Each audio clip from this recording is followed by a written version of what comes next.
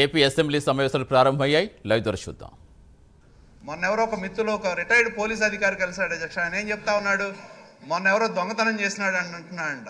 నేను ఆ సొమ్ము తెచ్చిస్తాను, కేసు ఎత్తేయండి అంటున్నాడంట. అంటే దొంగిలించిన సొమ్ము ఇస్తే కేసు పోద్దా అధ్యక్ష?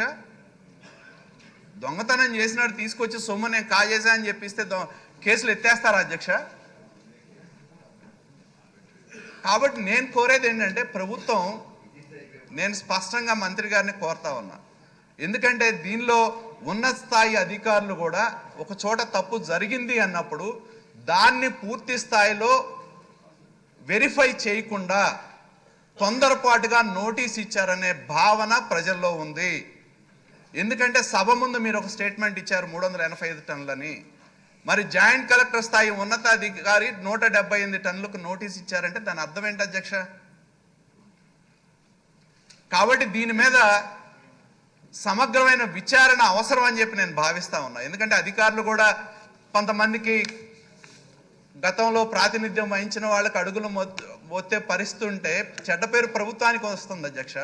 ఇవి ఇందాక క్వశ్చన్లో మంత్రి గారు చెప్పారు, ఎన్ని రకాలైన సంస్కరణలు తెస్తా ఉన్నారో చెప్తా ఉన్నారు అధ్యక్ష.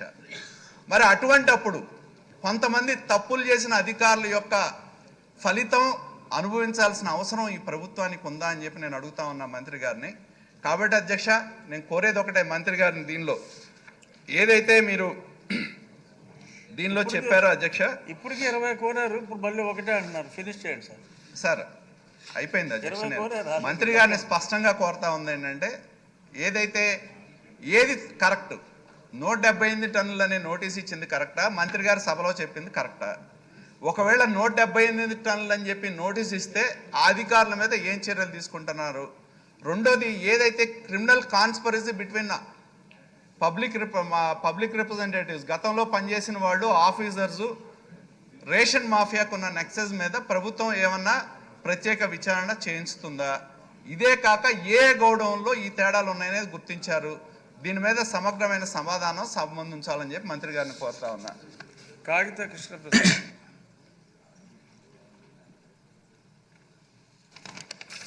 ధన్యవాదాలు అధ్యక్ష.